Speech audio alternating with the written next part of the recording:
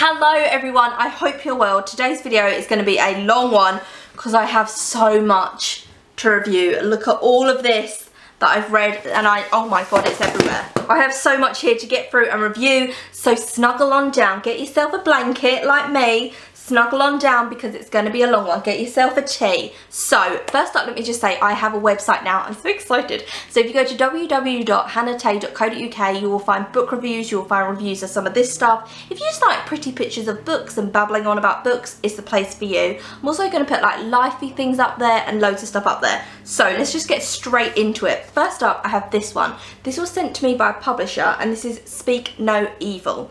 This is about a boy, he's called Nuru. His parents are both Nigerian and he lives in Washington in America. He is destined for great success. He is so intelligent. His parents put so much hard work into him and he's just such like a great kid. And he talks about also being black, and the majority of kids around him are white and they're very wealthy, and he talks about the differences within them there. He also talks about stuff that I wouldn't even think of as like a white person. So when he gets stopped by the police for speeding, he's like, oh my god, what am I going to do? Keep your hands on the steering wheel. Oh my god, and like the panic that goes through him to do police brutality. He is destined to go to Harvard University.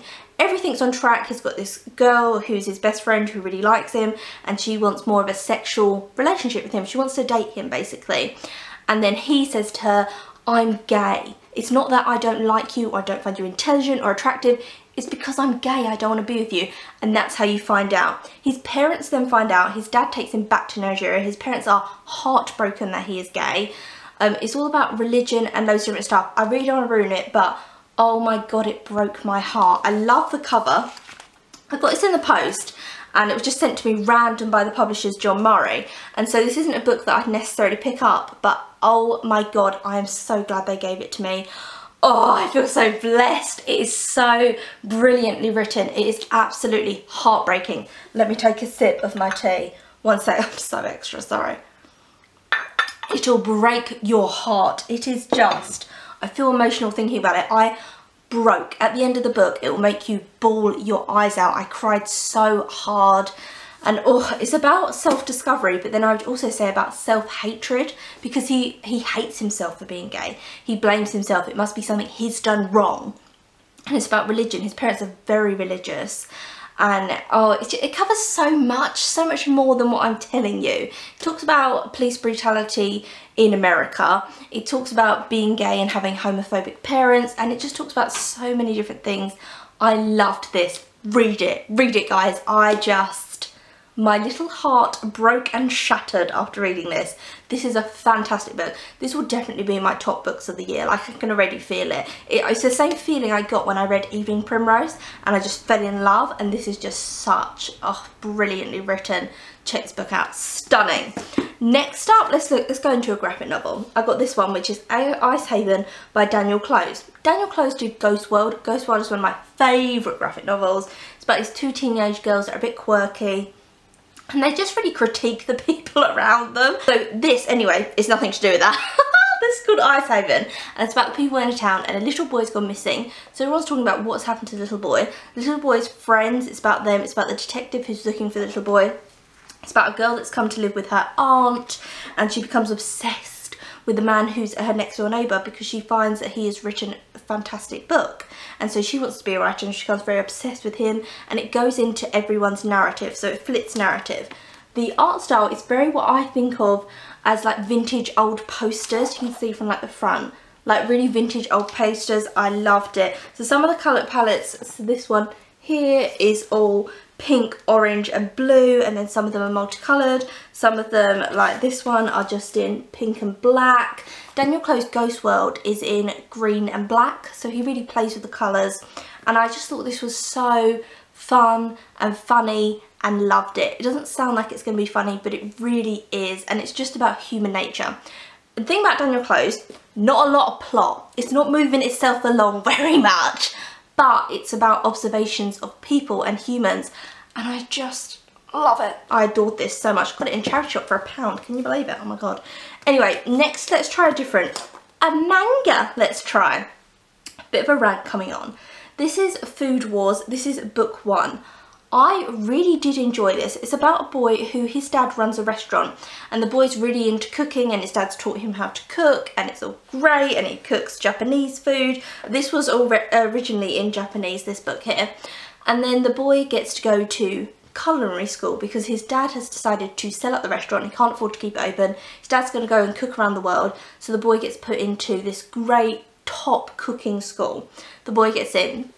There's a girl at the school who she works as a teacher, but she's the same age as him, and she has these taste buds that are like incredible. So when she tastes food, it transports her to different places, and I just felt this was great talking about food. So there's so many recipes in this. There's so many little things where it's like, I'm just gonna make myself lunch, and then he'll explain how he's making himself lunch and how he's throwing these things together. So many great recipes.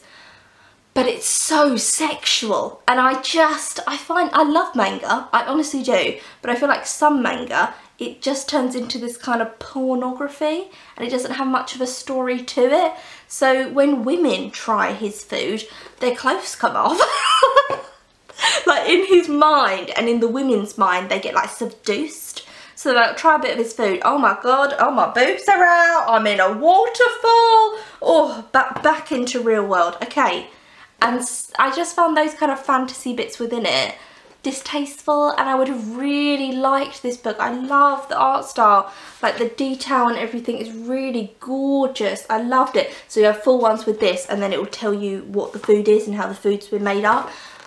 I just hated the sexual scenes, but I can't say I hated this book because I thought there were great recipes, great things to do with cooking and cooking from scratch, and also cooking cheap.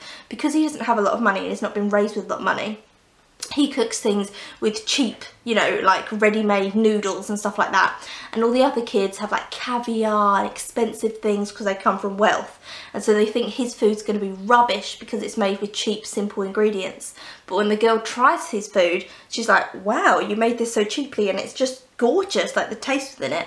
So the thing is, you don't have to have like expensive like caviar and stuff like that. You can cook things that are made with simple ingredients that are just so tasty. It's all about the cooking and the passion for cooking, and also he makes a lot of mistakes in it. So he makes stuff that tastes horrible, and it's like, that's what cooking is about. It's about doing loads of things, and some of it's going to taste good, some of it's going to taste bad, but it's for the love and the passion of cooking. I love to cook, I'll say that now, but not everything I cook turns out well, let me tell you that. But I just enjoy the process, and so I think that's why I loved this book in so many ways. But the sexual bits, I won't be reading on in the series. I'll be honest, it just wasn't for me with those kind of things. Do you know what I mean? When manga can sometimes tip the scales. It's a bit much for me. I've got a tea, a Yorkshire tea there. That's not how they speak in Yorkshire. Next up is a comic. I don't talk about comics, but you can see here, I read, oh, you might not be able to see. I'll pull them out so you can have a little look. I read loads of comics, oh my lord, and they've fallen out everywhere because I do read a lot of different comics. I don't normally talk about comics because you've got to read them in the series to kind of get the storyline within them, but I really like this. It's a teen dog, it's really cute. It's about a dog who's a teenager, and it's about his friends, and it's just a fun and quirky time. So if you see it, I would say pick it up. If you're into more kind of indie things, if you're into Daniel Clowes, it's like a PC version of Daniel Clowes. Any comics I would recommend to you is the Miss Marvel series, Harley Quinn series, and Wonder Woman. They're the three that I'm really enjoying, loving. And the thing with comics is they'll have like one storyline for a long time, so there might be like 3 issues in the series where it will be the same storyline, and then it will flip to a different storyline, but you can't read it in the middle of the story because it doesn't really make a lot of sense. That's why it's a difficult thing to, you know, review them, but those comics are normally very good. Next up I have, oh, I'll do this one because there's so much hype about this. Graphic novel, Marjane Satrapi's Embroidery. Marjane wrote Persepolis. Love that. That was like a graphic memoir. It's about her time in Iran because she was born in Iran. It's about her parents stayed there, and then she went round Europe when like the war broke out, and it's all about that. This one, however, is all about the women in her family just sitting down, having a cup of tea like me and you, just having a cup of tea, and they're talking about their lives. And I like it because it's different generations of women. So it will have her mum, her aunt, her grandmother. So her grandmother's talking about her life and her experiences, and then another woman will take over the narrative, and it will flip back to her marriages and her lives.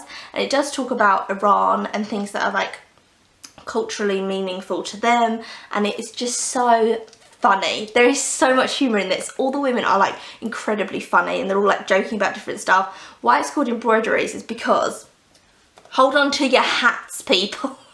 God, it's about, in Iran, men like to marry virgins. So if you're not a virgin, you would have something which is called embroidery, which is basically when they like sew you back up and make you a virgin again so that a man will marry you. Anyway, so they have that done, women who have been like married before, and they're talking about that, whether that's right, whether that's wrong. Loved the art style. I love these full colour pages in here as well, and I just loved all the different like generations within it. Oh, I love her art style so much. But I loved, it was about like marriage, life, plastic surgery, what's right and wrong culturally, and then kind of debating over them. One woman was talking about like her husband and he cheated on her, so about cheating, about men, loads of different topics. Loved this. Like, I can't rave about it enough. It's just so interesting, and you really feel like you're sitting down with these women and they're just telling you about their lives and really opening up about everything. And it's kind of sinister humour as well at times, because it's laughing at other people's unfortunate events. But oh, loved it. Like, cannot say enough. Read this. This is really, really good. Really funny. You will thank me and you will love it. Next up, I have a novel. This is Suicide Blonde by Darcey Steinke. This is an odd one. Odd cover as well, like a naked woman there. It reminds me of Natural Born Killers or something. Has anyone seen that film? Quentin Tarantino, love it. Anyway, this is about a woman who she's living with her boyfriend, and her boyfriend is bisexual. But her boyfriend is really gay, and the only reason he's bisexual is because he's dating her, a woman, but he has loads of affairs with men, and really he wants to be with a man, but he stays with her because he wants to be considered normal. So he's his only attachment to the normal world, because he's very bohemian, and that's so interesting to read, because it's all from the woman's point of view, and she's like, I know he's had an affair with a man, I know he's sleeping with men, and I know that it's not that he hates me or doesn't find me attractive or anything, but he's gay and he just won't admit he's gay, and I know he's gay, but I love him and I don't want to let him go, and it's about that like turmoil. It's very interesting. She cares for a woman called Pig. Now Pig is described as this really obese woman who has become homebound because she's so big, and Pig is also described as she's very helpless. So as a carer she has to really look after Pig all the time. Pig says, I have this daughter, can you please go and find my daughter and bring her to me, please, like just look for her. So the woman finds out that Pig's daughter is actually a stripper prostitute, and she befriends this woman and becomes kind of bewitched by her. I mean, it's the oddest thing, because our main character is a very normal woman, but she's like with this guy who she knows is gay, and he's still in love with his ex who is a man. So she knows all this, and she knows that she needs to break up with him. And then this girl is a prostitute and a stripper, and she becomes kind of obsessed with her, even though she knows like, oh, I don't want to become a prostitute. It's already odd. I really enjoyed it. Like the writing style, like it's one of those books where when you read it you're like, ah, I don't know if I enjoy it, but like this is written fabulously. Oh, don't it like touches, alright, I'm gonna sound like an idiot now, you ready? It touches your soul. It don't, it does though, it really does.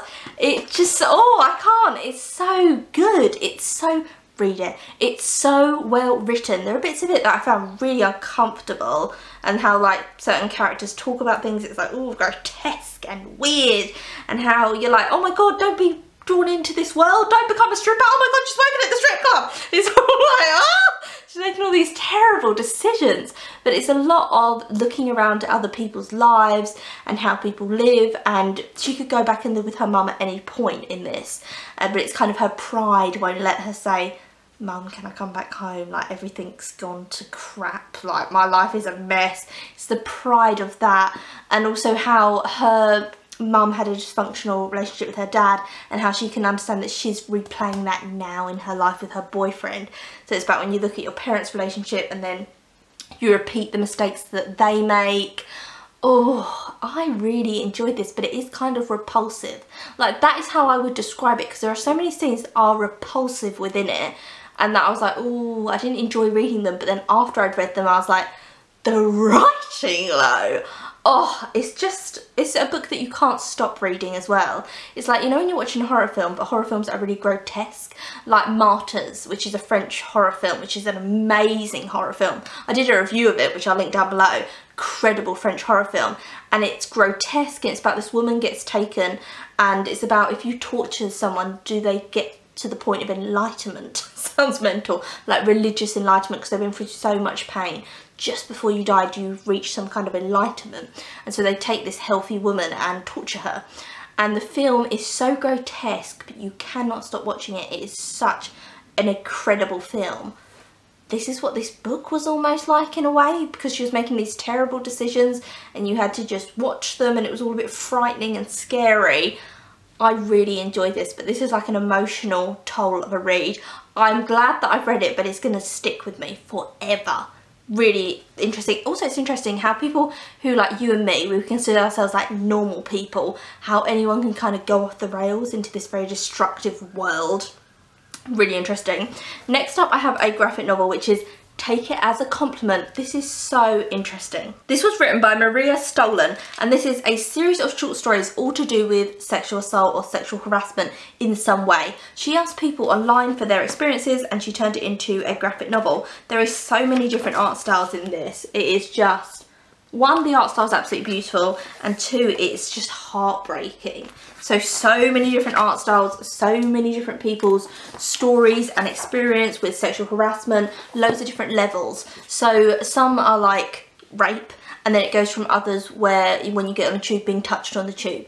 I've had experiences, I've spoken about them on the channel. This is just such an insight, so many stories, and it feels really emotional because it feels like you're giving the voiceless a voice. And in some of the cases that are like, oh, I was raped on the tube, oh, it doesn't matter, I should have just brushed it off, take it as a compliment. And on the back it says, I think maybe it was a bit my fault, maybe I am too nice. And I think so many people feel that way about sexual assault.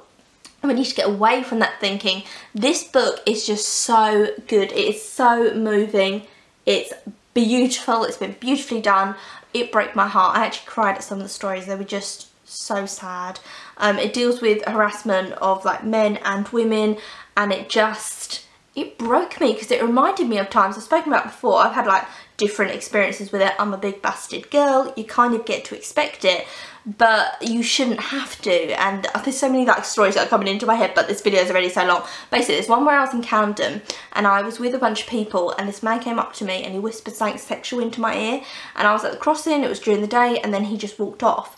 And I remember all the people I was with was like, oh my god, what happened, Hannah? What did he say? And I was like, nothing, nothing. And they had to like really press me. They were like, Hannah, that man just pressed himself against you. It happened like that. It was so quick. He pressed himself against me, spoke to me really quickly, walked off. And then when I turned around, he like looked back at me and he like smiled. And I remember because it happened so quick, I was like, oh, I can't be annoyed. I can't be upset by it. And everyone that I was with, I was like, oh, I don't want to embarrass them. I don't want to ruin the day by telling them what this man said about me. But I did tell them, and they were like, oh, he's a creep. But there is that blame straight away of like, oh, it happened so quick, so I shouldn't be annoyed.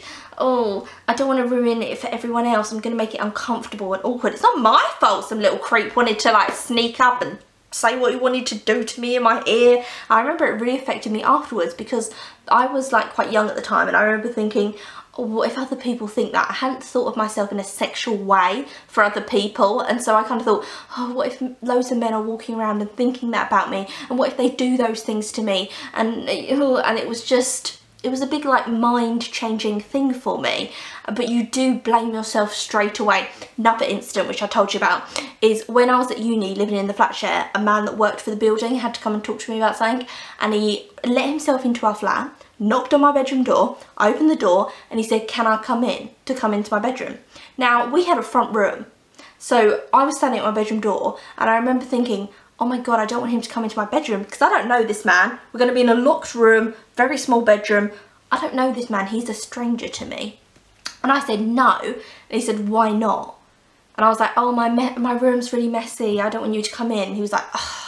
And he was being really pressuring towards me. And I remember in that moment thinking, oh my god, Hannah, you're being so embarrassing. Like, you're being so awkward. Why not let that man in your room? But like, I don't know him. I don't want to be locked in a room with a man that I don't know, putting myself in an incredibly vulnerable situation.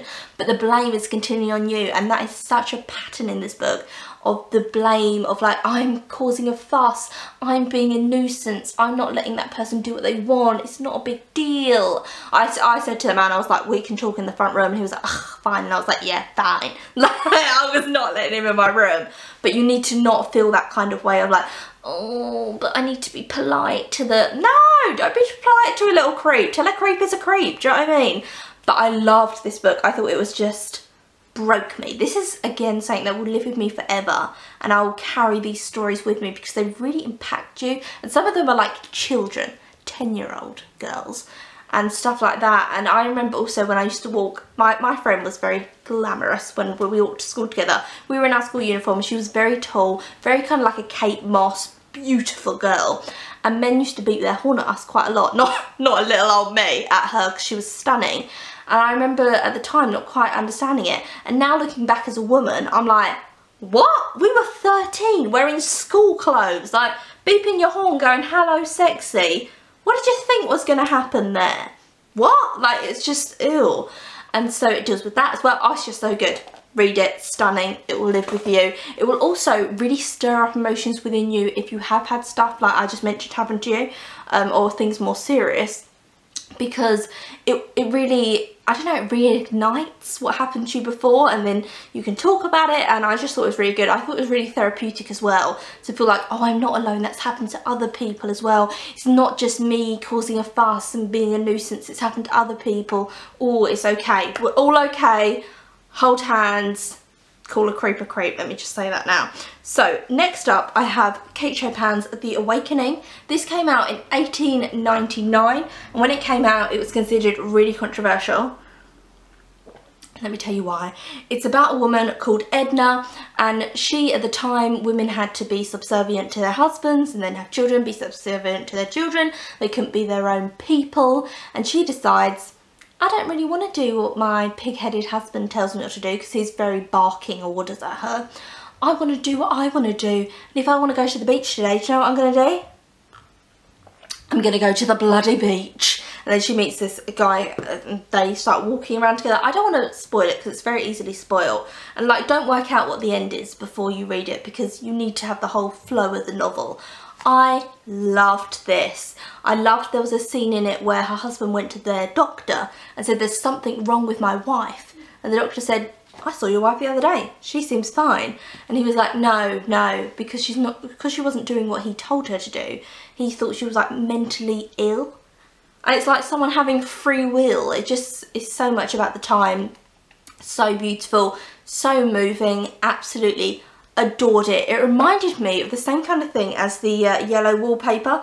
The yellow wallpaper is about a woman who gets told to stay in a room because she's ill, and her husband like makes her stay in this room, and the wallpaper starts moving because she starts slowly going mad. And in this Edna, everyone's kind of like, oh my god, why is she rebelling? And her husband's like, oh, this is very weird that you're rebelling, and da da da. And it's all this kind of putting someone down for just wanting free will and like trying to stamp that out of them. It really is about free will. It's obviously about sexism of the time as well, because the men have the free will, they can do what they want. Really interesting novel, like I could talk about it all day. Really enjoyed that one. Definitely a must read. I then have a Beryl Cook. Beryl Cook was a UK artist. This is Beryl Cook Cruising. I read Beryl Cook New York, which is when her and her husband went to New York for 3 weeks. And her style is, she'll draw a painting, do a painting, and then she'll have a little blurb about what's going on there. So they're all stuff that she's seen. So she'll be like, oh, we went to a bar and these women were dancing, here's a picture of the women.